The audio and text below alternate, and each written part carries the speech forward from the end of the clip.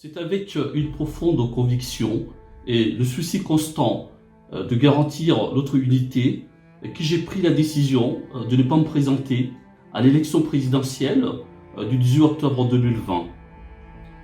Une décision mûrement réfléchie, en accord avec les cadres et les militants de mon parti, le parti CPIG, et aussi après de multiples concertations avec d'autres leaders politiques et acteurs de la société civile et de la diaspora. Car pour nous, la stabilité politique et la quiétude sociale sont essentielles à la préservation de la paix dans notre pays. Ainsi, ensemble, nous disons non à la forfaiture constitutionnelle du 22 mars 2020, largement désapprouvée en réalité par la majorité de nos concitoyens guinéens. Par conséquent, nous devons refuser d'être complices de manipulations ethno-stratégiques et de diverses formes de corruption orchestrées par des promoteurs perfides d'un troisième mandat illégal.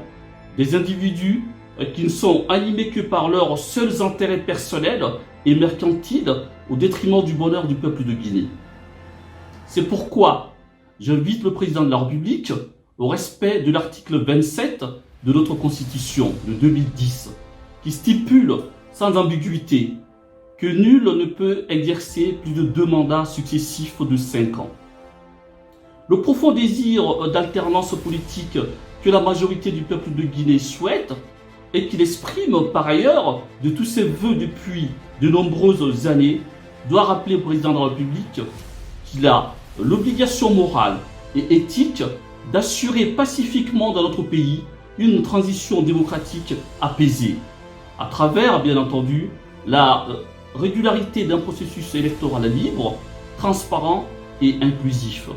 Sans quoi, je lance un appel à mes concitoyens guinéens, en leur disant que pour qu'il y ait dans notre pays la paix, l'unité et le bon vivre ensemble, nous ne devons jamais nous associer à une quelconque élection biaisée qui serait non équitable, non démocratique et non acceptée de tous.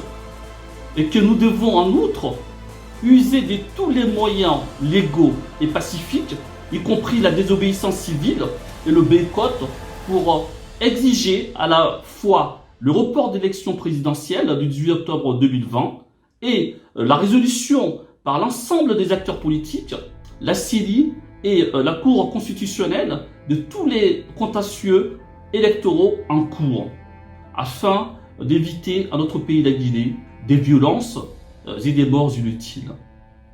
Vive la paix, vive l'unité nationale, que Dieu bénisse et protège notre pays, la Guinée. Je vous remercie.